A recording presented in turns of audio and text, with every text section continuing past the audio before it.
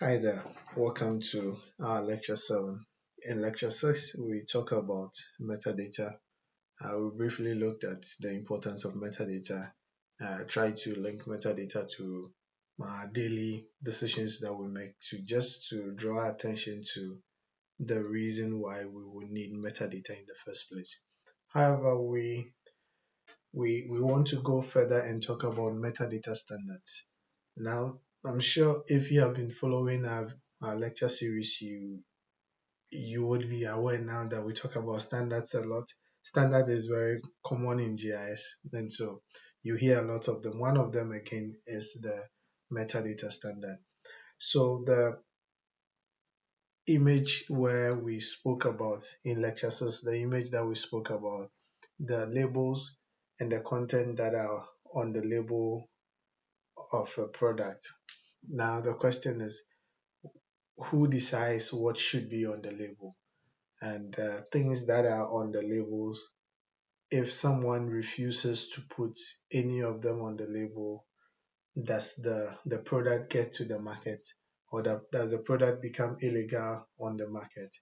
And these are because there are standards set, and these standards are set by bodies or committees or organizations, and that's why we saw in the label that it had um, the authority who approved that particular product.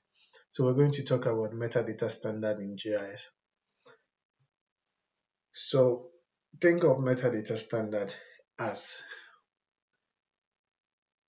a format, or it's a laid out format that's clearly spelled out what specific informations or fields that should be included in a metadata.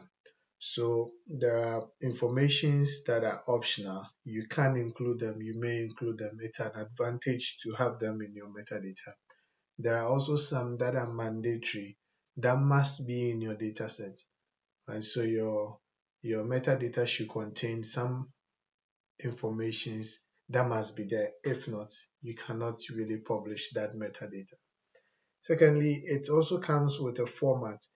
There are different formats that uh, metadata picks up. In GIS, we are dealing a lot with computers. So when I mention formats, what I mean is that it comes up with a particular, it could be a file type that needs to that then it needs to contain so that computers would be able to make use of them.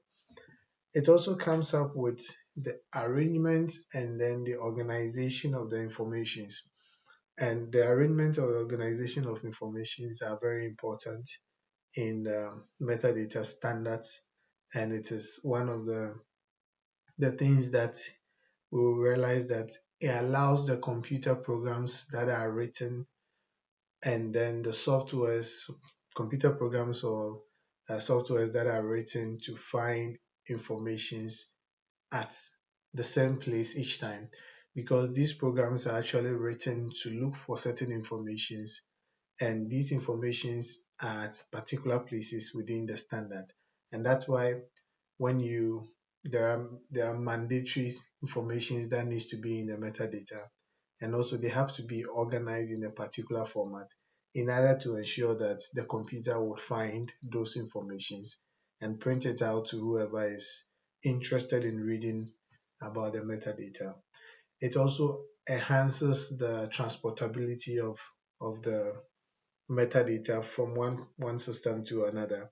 There are now different softwares within the GIS industry, and the softwares we have commercial, we have open source.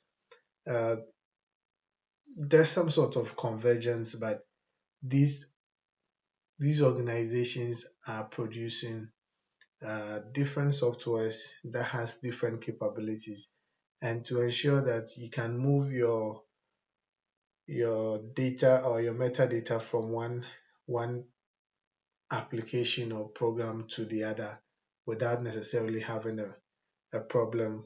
It's very important for metadata standards. Now there are two metadata standards, that is two broad umbrella metadata standard that is very popular in GIS. We're going to talk about the two of them, and then we will talk about a third metadata, which is more like a derived more like a derived metadata standard. Okay, so we talk about the content standard for digital geospatial metadata. We go a bit of the history and then we would try to understand what it means. So in 1906, President Theodore Roosevelt signed an executive order to create the US Geographic Board and what we know as the Federal Geographic Data Committee, FGDC. The board was given advisory powers, so all US government projects were submitted to the board for advice.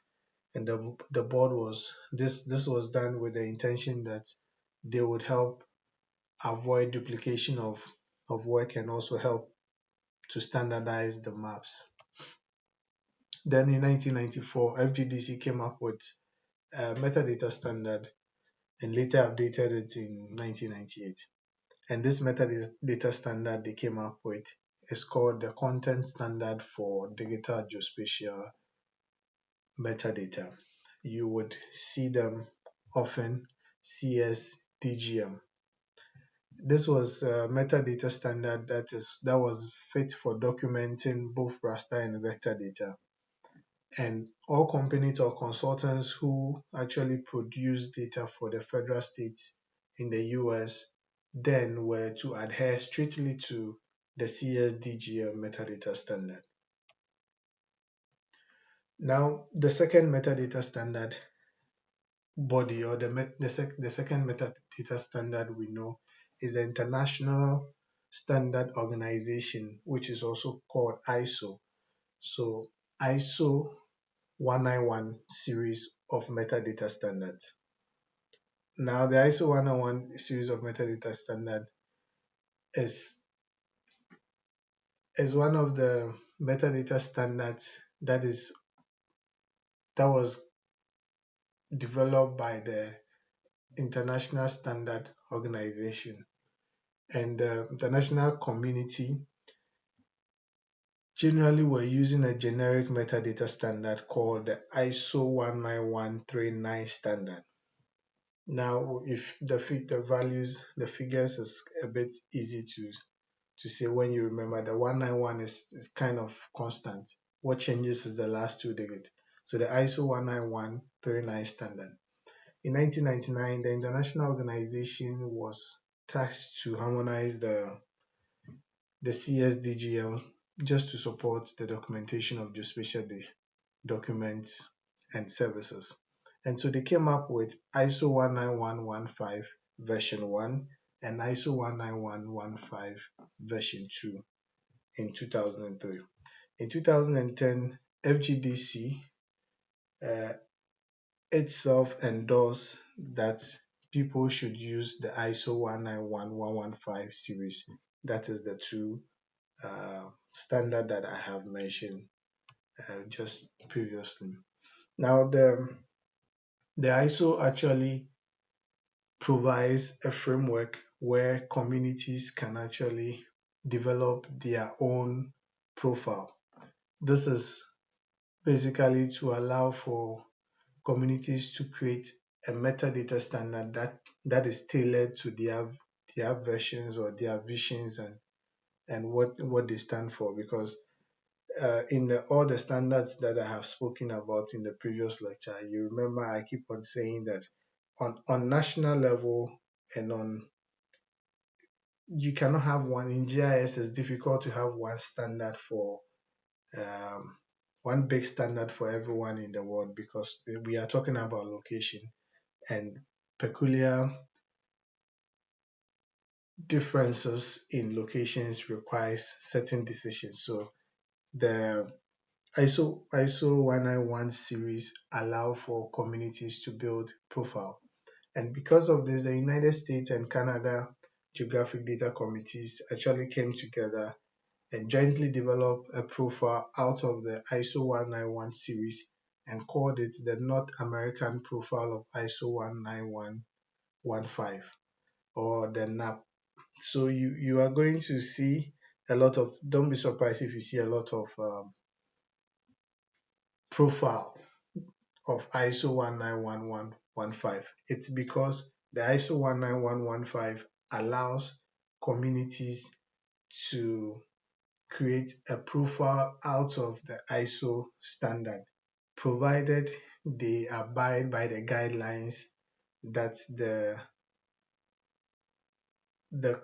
ISO committee has provided, which is supposed to allow what we've spoken about, the transportability of the metadata, allows for computer programs and softwares to easily identify the content of the metadata and other stuff.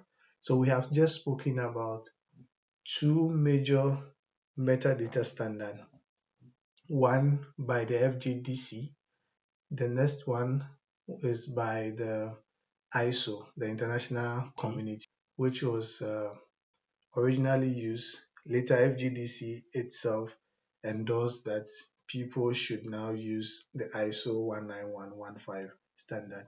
And so we know that the ISO 19115 kind of is the standard at the moment. However, we would have differences in regions and and countries. So we should be mindful of that. Now, the most important thing is that we understand that there are standards in the metadata, and these standards, or these bodies that create the standards, only do that to ensure that we can be able to have some sort of transportability in our data. Our data can be able to be used by multiple softwares because the informations are standardized and they have fixed locations. We have mandatory informations that are always in the metadata. We have some optional. We have some organizations and arrangements and some data formats that are specified to ensure that there's some sort of standard in the data. Metadata standards helps us to be able to get the data in a format that can easily be used by a wide variety of applications and people. So basically, that is what we have. The ISO profile by communities are going to vary. Most of the time, it's like a merge of multiple standards. So probably take some bit of the ISO 19115 version 1 or ISO 19515 version 19115 version 2, and take the parts that they feel fits their purpose and then put it together to create a new standard. But then they stick to the guidelines provided by the ISO 19115 series to create a community profile out of that. I hope this lecture has been insightful. I hope this lecture has given us a good idea about what metadata standards are out there. There are many of them. I think you would find many of them online, but then the essence of this lecture was to introduce you to metadata standard and not to uh, teach you about all the standards that exist. But there are metadata standards, and these standards actually are important for reasons why we have discussed. I hope that this lecture was enough, and I'll see you in the next lecture where we talk about how to select metadata standard.